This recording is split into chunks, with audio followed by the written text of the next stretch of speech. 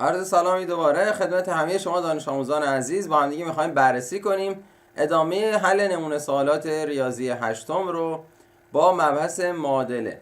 خب گفته معادلات زیر را حل کنید. اولین معادله‌ای که به ما داده معادله کسریه. برای حل معادله کسری باید چیکار میکردیم؟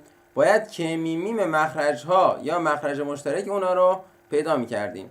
مخرج‌ها چی هن؟ اینجا 8 2 اینجا مخرج نداره 1. بین 8 و 2 مخرج مشترک چی میتونم بنویسم؟ میتونم 8 رو بنویسم. پس بین 8 و 2 مخرج میشه چند؟ 8. یا کمی میشه چند؟ میشه 8. چرا؟ چون 2 4 تا میشه چند تا؟ میشه 8 تا. در واقع 8 به 2 بخش پذیره. پس من کل تساویای خودمو در 8 ضرب میکنم. وقتی مخرج مشترک رو پیدا کردم، کل تساوی‌ها رو در چند ضرب میکنم؟ در 8 ضرب میکنم. کل معادله رو در 8 ضرب میکنم. 8 ضرب در 3 هشتم x، 8 ضرب در منفی 1 2، 8 ضرب در 5 x. اینا رو می‌نویسم.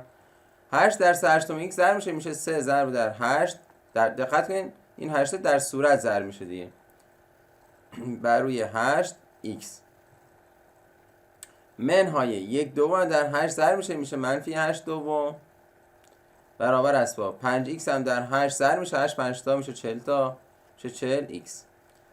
خب بعد که اینو نوشتم چیکار میکنم؟ من این کارو کردم که بتونم مخرجا رو ساده کنم. اگه دقت کنی اینجا 8 با 8 ساده میشه.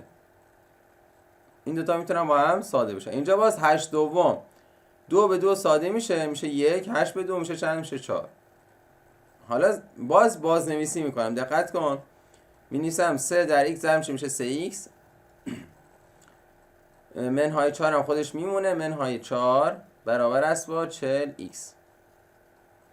خب 3x منهای 4 برابر با 40x. درسته؟ من چی رو میخوام به دست بیارم؟ من میخوام x رو به دست بیارم. یه معادله است، یه معادله ساده شد در واقع. این معادله ساده رو حل میکنم. معلوم یه طرف مجهول یه طرف. 40x میاد این سمت، منفی 4 میاد این سمت تساوی. خب مینویسم باز، مینویسم 3x 40x میاد این سمت میشه منفی 40x برابر است منفی 4 میاد این سمت میشه مثبت 4 میشه 4. خب دقت کن. حالا 3x منهای 40x میشه چند؟ 3x منهای 40x میشه چند؟ میشه منفی 37x. میشه منفی 37x برابر است با چند؟ برابر با 4. منفی 37x برابر شد با 4. x رو میخوام به دست بیارم. x میشه چند؟ دو طرف تساوی رو تقسیم بر ضریب مجهول میکنم. تقسیم بر منفی 37 میکنم. میشه چند؟ x برابر است با اینجا 37 تا منفی 37 با منفی 37 ساده میشه. x باقی میمونه. اینجا چی میشه؟ 4 بر روی منفی 37 یا منفی 4 37 به این صورت به دست میارم. معادله پایین رو به چه صورت حل میکنم؟ نوشته 2 پرانتز x به اضافه 4 پرانتز بسته برابر است با 12. اولی 2 پشت پرانتز یه بار در x ضرب میشه یه بار در 4. 2 در x ضرب میشه چند؟ میشه 2x. 2 در 4 ضرب میشه 2 4 تا میشه 8 تا به اضافه 8 برابر است با 12. خب حالا باز یه معادله شد. معلوم یه طرف مجهول یه طرف. 8 میاد دو سمت است، علامتش تغییر میکنه میشه چی؟ میشه منفی. پس 2x برابر است با 12 منهای 8. 12 منهای 8 چند؟ درود بر شما میشه 4. پس دقت کن 2x برابر شد با 4. باز مثل تساوی بالا دو طرف رو تقسیم بر ضریب x میکنم. ضریب x چنده؟ 2. دو طرف تقسیم بر 2. اینجا 2 با 2 ساده میشه.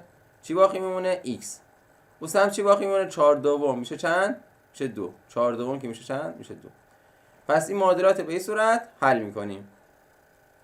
بریم سراغ سوال بعد. گفته حاصل عبارات زیر را به ساده ترین شکل ممکن به دست آورید. میخوایم ساده کنیم. دقت کن. 3b منهای 2a به توان 2 میشه چی؟ به توان 2 که نوشته باشه یعنی 3b منهای 2a رو دو بار در خودش ضرب کن. می‌نویسم 3b دقت کن منهای 2a پرانتز با 3b منهای 2a. دو تا پرانتز 3b منهای 2a ضرب در 3b منهای 2a. اینا در هم ضرب میشه. حالا چطور ضرب میشه؟ دقت کن 3b یه بار در اولی ضرب میشه یه بارم در دومی. 2a منفی 2a یه بار در اولی ضرب میشه یه بارم در دومی. به این صورت ضرب میکنم. حالا می‌نویسم. دقت کن 3b در 3b ضرب میشه چند؟ 3b ضرب در 3b میشه چند؟ میشه 3 3 تا 9 تا b هم در b ضرب میشه b2 میشه 9 b2. دقت کن 3 در 3 ضرب میشه 9 متغیرم در متغیر ضرب میشه، بی هم در بی میشه بی به توان 2. دقت کن، بی ضرب در بی میشه چی؟ میشه بی به توان 2 یا بی 2. خب حالا 3b در منفی 2a هم ضرب میشه. اعداد در هم ضرب میشن. اول علامتاشون این مثبت این منفی، مثبت در منفی، منفی 3 تا 6 تا. b در a هم میشه ab یا ba، فرقی نمیکنه. دقت کن، چه من بنویسم ab چه بنویسم ba، هیچ تفاوتی با هم ندارن. پس حالا من نویسم اینجا ab. خب این از قسمت اول. حالا 2a رو ضرب میکنم. منفی 2a در 3b ضرب میشه، منفی در مثبت میشه منفی 2 3 تا میشه 6 تا. a در b ضرب میشه میشه ab. خب منفی 2a در منفی 2a هم ضرب میشه. حالا علامتاشون منفی در منفی، مثبت 2 در 2 2 تا 4 تا a در a به توان 2. خب حالا که این کارو کردم دقت کن اینجا الان تموم نشده. اینجا باز میتونم ساده کنم. دقت کن، منفی 6ab رو با منفی 6ab میتونم اینا رو با هم جمع کنم. منفی 6ab ها رو میتونم با هم جمع کنم. میشن چند؟ میشه منفی 12ab. منفی 6 ها با هم جمع میشه چند؟ میشه منفی 12. پس می نویسم، دقت کنید پایین من می نویسم دیگه، برابر است با 9b2 منفی 12ab به اضافه 4a2. به این صورت می نویسم. خب بریم قسمت بعد. سوال بعد دقت کن، نوشته 3 پرانتز 3ab به توان 2 ضرب در 2a پرانتز بسته به توان 2. دقت کن اینا حروفا و اعدادمون توی پرانتزن، به توان 2 رسیدن. یعنی ما اینا رو باید چی برسونیم؟ به توان 2. توان 2 هم برای همه ایناست. یعنی اول 3 به توان 2 میرسه، 3 به توان 2 برسه میشه چند؟ میشه 9 3 تا 9 تا. a به توان 2 میشه a2، b به توان 2 میشه b2 ضرب در 2 به توان 2 میشه چند؟ میشه 4. a به توان 2 میشه a2. حالا باز در هم ضرب میشن. چطور در هم ضرب میشن؟ عدد در عدد ضرب میشن. 9 4 تا 36 تا. a2 در a2 ضرب میشه. وقتی a2 میخواد در a2 ضرب بشه توان هاشون با هم جمع میشه. پایه ها با هم برابر دیگه. پایه ها اگر برابر بود توان ها با هم جمع میشن. میشه a به توان 4. b2 هم خودشو مینویسم. b2 هم خودشو مینویسم. پس میشه 36 a4 b2. به این صورت مینویسیم. فقط باید دقت کنی علامتاشون در هم ضرب میشن، عددها در هم ضرب میشن، حروف انگلیسی هم در هم ضرب میشن. اگر توان داشته باشن مثل هم باشه تواناشون با هم جمع میشه، مثل هم نباشه پشت سر هم مینویسم. مثل اینجا که نوشتم مثلا a4 b2، a و b مثل هم نبودن پشت سر هم نوشتمشون. خب بریم سراغ سوال شماره 12. گفته مقدار x را با تشکیل معادله به دست آورید. با تشکیل معادله میخوایم x رو به دست بیاریم. دقت کن وقتی دو تا خط با هم موازی باشن، این دقت کن این خطا دو تا خط با هم موازی ان، دو تا خط بالا و پایین با هم چی ان؟ موازی ان. یه خط قطعشون کنه یه سری زاویه ها با هم برابرن. دقت کن من زاویه ها رو نامگذاری کنم 1 2، اینجا بالایی رو بذارم 3، پایین رو بذارم 4، اینجا 5، اینجا 6، اینجا 7، اینجا هم 8. خب یه سری زاویه ها با هم برابره. شما این دو تا خطی که موازی هستن رو بگیر بذار رو هم، بگیر ببر بذار رو هم. کدوم زاویه ها رو هم قرار میگیره؟ اون زاویه‌ای که روی هم قرار میگیره با هم برابره. یه سری زاویه هم که متقابل به رأسن، یعنی دقت کنید 1 و 2 متقابل به رأسن، با هم برابرن. می‌نویسم زاویه 1 برابر است با زاویه 2. خب دیگه کدوم رو هم قرار میگیرن؟ زاویه 8 و 7 رو هم اگه بیاریم 8 روی 1 قرار میگیره، 7 هم روی 2. پس 8 و 2 هم با اینا برابرن. 8 و 7 هم باز برابرن با 1 و 2. این 4 تا زاویه با هم برابرن. دیگه کدوم ها با هم برابرن؟ اینا هم باز با هم برابرن. یعنی 3 زاویه 3 برابر با زاویه 4 برابر است با زاویه 5 و زاویه 6. این نکته‌ایه که شما توی خطوط موازی باید یاد بگیرید. خب دقت کن، یعنی من توی خطوط موازی فقط 2 تا زاویه دارم. فقط 2 تا زاویه دارم. اینو دقت کن. یعنی یه زاویه بالا یه زاویه پایین، بقیه همه دیگه با هم برابره. خب یه زاویه پایین به من داده 40. درسته؟ این 40 با کدوم برابره؟ با این برابره. با این یکه برابره. درسته؟ خب 1 و 4 با هم میشن چی؟ میشن 180 درجه. کامل اینجا میشه چقدر؟ من با یه رنگ دیگه بکشم. دقت کن اینجا کامل میشه چند؟ میشه 180. این بالایی گفتیم میشه چند؟ میشه 40. اینجا هم که ایکسه. پس دقت کن 40 به اضافه ایکس برابر است با چند؟ برابر با 180 درجه. درسته؟ 40 به اضافه ایکس برابر است با چند؟ 180 درجه. حالا این معادله است حل میکنم. 40 میاد دو سمت، ایکس رو به دست میارم. ایکس برابر است با چند؟ 180 منهای 40 که میشه 140 درجه. پس ایکس میشه چند؟ 140 درجه. پایین توی متوازی الاضلاع، توی متوازی الاضلاع چه خصوصیتی داشتیم؟ ضلع‌های روبرو با هم برابرن و با هم موازی‌ان. زاویه‌های روبرو با هم برابرن. زاویه‌های روبرو منظورمون ایناست. اینا. خب زاویه‌های روبرو با هم برابرن.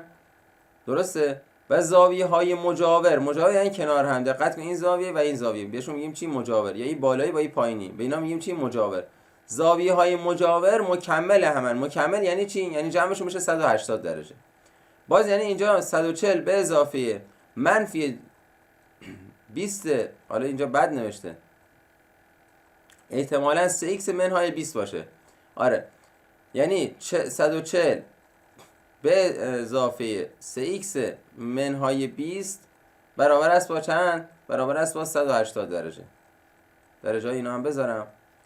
خب اینجا اشتباه نوشته. 3x منهای 20. اینجا جمعش میشه چند درجه؟ میشه 180 درجه. چرا؟ چون مجاور همن. زاویه های مجاور مکمل یکدیگرن. حالا چیکار میکنم؟ معادله رو حل میکنم. 140 با 20 چیه؟ با هم دوتاشون عددن، با هم جمع میتونن بشن. 140 با 20 میشه چند؟ میشه 120. چرا 120؟ از هم کم میکنم. 140 اینجا منفیه، این مثبته. کم میکنم میشه چند؟ 120. پس 3x برابر است با 3x به اضافه 120 درجه برابر است با 180 درجه. حالا چیکار میکنم؟ 120 میاد اون سمت تساوی. 3x برابر است با 180 درجه منهای 120 درجه میشه چند؟ کم میکنم میشه 60 درجه. پس 3x برابر است با 60 درجه. حالا x رو به دست میارم. x رو چطور به دست میارم؟ دو طرف رو تقسیم بر 3 میکنم. این 3 ها با هم ساده میشه x. 60 تقسیم بر 3 میشه چند؟ میشه 20. میشه 20 درجه. پس x رو به دست آوردم چند درجه؟ x رو به دست آوردم 20 درجه. اینم از سوال شماره 12. بریم صفحه بعد ادامه سوال. اینجا هم باز گفته x رو به دست بیار. ادامه همون سواله در واقع. اینجا یه 6 ضلعی منتظم دارم، اینجا یه مربع دارم. مربع چیه؟ 4 ضلعی منتظم. همه زاویه‌های داخلی چنده؟ 90 درجه است. مربع همه زاویه‌های داخلی چند درجه است؟ 90 درجه. خب اینجا یه زاویه بین اینا دارم. دقت کن من یه دایره بکشم اینجا. این دایره‌ای که اینجاست یعنی کل این زاویه چنده؟ 360 درجه است. یه قسمتش x، اینجا بالاش x. یه زاویه اینجا داره توی 6 ضلعی منتظم. یه زاویه x داره، یه زاویه مربع. یکی شما دارم 90. پس مال مربع 90. اما 6 ضلعی منتظم باید به دست بیارم. اندازه هر زاویه داخلی 6 ضلعی منتظم چند بود؟ چه فرمولی داشتیم؟ از این فرمول استفاده می‌کردم. n منهای 2 ضرب در 180 تقسیم بر n. از این فرمول استفاده می‌کردم برای به دست آوردن اندازه یک زاویه داخلی چند ضلعی منتظم. n چیه؟ n تعداد اضلاع. تعداد اضلاع اینجا چنده؟ 6 ضلعی نوشته 6. پس میشه 6 منهای 2 میشه 4. میشه 4 ضرب در 180 بر روی 6. خب اینو میخوام حل کنم. چطور حل میکنم؟ اول صورت‌ها رو با مخرج میتونم ساده کنم. 6 به 6 1. 180 به 6 میشه چند؟ میشه 30. درسته؟ 6 تا 30 تا میشه چند تا؟ میشه 180 تا. خب در واقع من به این صورت میگم توی 18 تا چند تا 6 تا 3 تا. یه صفر انداره، صفر میذارم میشه چند؟ میشه 30.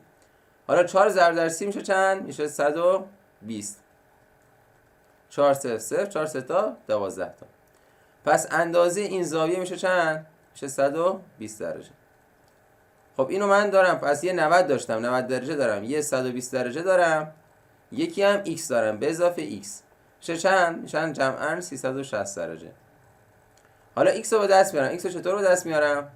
x میشه چی؟ جمع این دوتا. 90 به اضافه 120 میشه چند؟ 90 به اضافه 120 میشه 210. آره میشه 210. 210 اینجا دقت کن، اینجا میشه 210 درجه. 210 درجه رو میبرم اون سمت. پس x برابر است با 360 درجه منهای 210 درجه. 360 منهای 210 درجه میشه چند؟ x برابر است با صفر از صفر 6 تا که یکیش بره 5 تای دیگه چه 150 تا چه 150 درجه. پس x ما میشه چند درجه؟ x میشه 150 درجه. دقت کنید سوالات بسیار خوبیه، حتما اینا رو تمرین داشته باشیم. بریم سراغ سوال شماره 13. ببینیم چند تا سوال دیگه مونده. 3 تا سوال دیگه. گفته یکی از زوایای داخلی یک انزلی منتظم 162 درجه است. تعداد محورهای تقارن در این چند انزلی را بیابید. دقت کنین وقتی میگه تعداد محورهای تقارن رو بیابید، تعداد محورهای تقارن برابر با چیه؟ برابر با تعداد اضلاعه. برابر با تعداد اضلاع. در چند زلی های منتظم محورهای تقارن برابر با چیه؟ برابر با تعداد اضلاع. خب حالا من اینجا من بعد تعداد اضلاعشو به دست بیارم. اندازه زاویه داخلی به من داده. چطور تعداد اضلاع رو به دست بیارم؟ از این فرمول استفاده میکنم. دقت کن همون فرمولی که بالا گفتم n منهای 2 ضرب در 180 بر روی n. خب اندازه خودش یک زاویه رو به من داده. این فرمول اندازه یک زاویه رو به من میداده. خودش اندازه زاویه رو به من داده که اندازه زاویه چنده؟ 162. حالا از من چی رو میخواد؟ از من این n رو میخواد. n رو میخوام به دست بیارم. خب یه معادله است باید حل کنم. در واقع طرفین وسطین میکنیم. اینجا در هم ضرب میشن. خب n در 162 درجه ضرب میشه چند؟ میشه 162 n برابر است با یکم در اینا ضرب میشه دیگه. خب n منهای 2 در 180 ضرب میشه چند؟ میشه 180 n. دقت کنید 180 یه بار در n ضرب میشه، یه بارم در چی؟ در 2 ضرب میشه. 180 در 2 ضرب میشه چند؟ میشه اولی میشه 180 n، دومی 180 در 2 ضرب میشه منفی 360. خب حالا یه معادله میشه. این معادله رو حل میکنم. 180 میاد دو سمت تساوی، 360 هم اونجا میمونه. پس میشه منفی 180. دقت کن میشه منفی 180 n به اضافه 162 n برابر است با منفی 360. اینجا با هم ساده میکنم میشه چند؟ میشه 18. پس اینجا میشه 18 n برابر است با دقت کنیم منفی 18. چرا؟ چون علامت عدد بزرگتر رو باید بذارم. منفی 18 n برابر با منفی 360. خب در نهایت چیکار میکردم؟ دو طرف رو تقسیم بر 18 میکردم. من دیگه جا نیست این سمت می‌نویسم. پس میشه n برابر است با منفی 360 بر روی منفی 18. این منفی ها با هم ساده میشن. 18 دوتاشون به 6 بخش پذیرن. دوتاشون به 6 ساده میکنم. 18 به 6 میشه چند؟ میشه 3. 360 به 6 میشه چند؟ میشه 60. بله میشه 60. بعد دیگه باز با هم ساده میکنم. 3 به 3 میشه 1. 60 به 3 میشه چند؟ میشه 20. پس حاصل میشه چی؟ 20. پس تعداد اضلاع ما چنده؟ 20. خب توی 20 زلی منتظم چند تا محور تقارن دارم؟ 20 تا.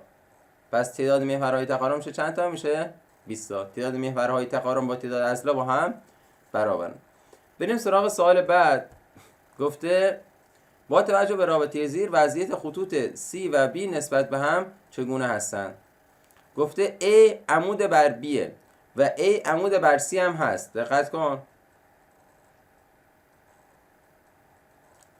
من یه خط دارم A، اینو در نظر بگیر. A عمود بر B، اینجا B، و A بر C هم عموده. یه خط دیگه هم دارم C بر C هم عموده. دقت کن من نامگذاریشو میکنم. این خط رو میگم A بر B عموده، اینجا B، A بر C هم عموده. بعد چه اتفاقی برای B و C میفته؟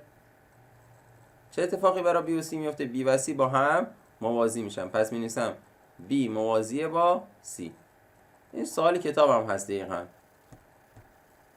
سوال بعد گفته چی؟ عبارت زیر را تا حد امکان ساده کنید. میخوایم این عبارت رو ساده کنیم. خب برای حل ساده کردن باید در واقع اینجا تجزیه کنیم. تجزیه باید بکنیم. تجزیه کنیم یا به ضرب تبدیل کنیم. خب بعد چیکار کنم؟ دقت که وقتی میخوام به ضرب تبدیل کنم بعد مشترکا رو اینجا پیدا کنم. توی صورت B2 دارم C2 دارم منهای BC دارم. مشترک چیه؟ B و C. مشترک با کمترین توان، یعنی BC رو می‌نویسم پرانتز باز میکنم، از اولی BC رو ساده میکنم. چی باقی میمونه؟ تواناش در واقع میره، یه بیش رفته پس یه بی دیگهش باقی میمونه، سی هم یکیش رفته یه سیش باقی میمونه، منهای BC دومی کامل ساده شد. وقتی کامل ساده بشه گفتم یک میذاریم، وقتی کامل ساده بشه یک میذاریم. مخرجم که همون BCه. حالا دقت کن، حالا من میتونم این BC با این BC رو با هم ساده کنم. همون اول نمیتونستم ساده کنم. چرا؟ چون بینشون جمعه، منهاست، نمیتونم ساده، بعد بینشون ضرب باشه تا بتونم ساده کنم. حالا BC ها با هم ساده میشن، اینجا مخرج یک میمونه، اینجا میشه یک. پس حاصل میشه چی؟ میشه BC منهای یک. دیگه ساده ترم نمیشه. خب اینم از حل نمونه سوالات امتحانی ریاضی هشتم. فقط یه نکته است، من میرم بالا، اینجا رو توی توضیحات توی کلیپ قبل اشتباه توضیح دادیم. در واقع اشتباه نبود، چون من اینجا ضرب رو ننوشته بودم یه اشتباهی به وجود اومد. اینجا دقت کن، اینجا 4 در CB ضرب شده، 4 در CB ضرب شده. من اینو فکر کردم 4 پشت CB نوشته شده. 4 در CB ضرب شده، 4 ضرب در منفی یک دوم شد. این ضربش رو من فراموش کردم. 4 در منفی یک دوم ضرب بشه، دقت کن اینجا پس اشتباه میشه. 4 در منفی یک دوم ضرب بشه میشه چند؟ اینجا 4 ضرب میشه، میشه چند؟ میشه 4 منهای 4 ضرب در یک دوم میشه 4 دوم، میشه 4 دوم. 4 منهای 4 دوم میشه چند؟ 4 دوم میشه چند؟ میشه 2. 4 منهای 2 میشه چند؟ میشه خود 2. به این صورت ساده بود، میتونستیم حل کنیم. کار دشوار نبود، در واقع به اون روشی که ما رفتیم اشتباه بود، سخت‌تر از این بود. خب اینو خودتون حل کنین. سوالات هم دقت کنین، خودتون حتما بررسی کنین. اگر سوالی داشتین بفرستین. موفق باشین. یا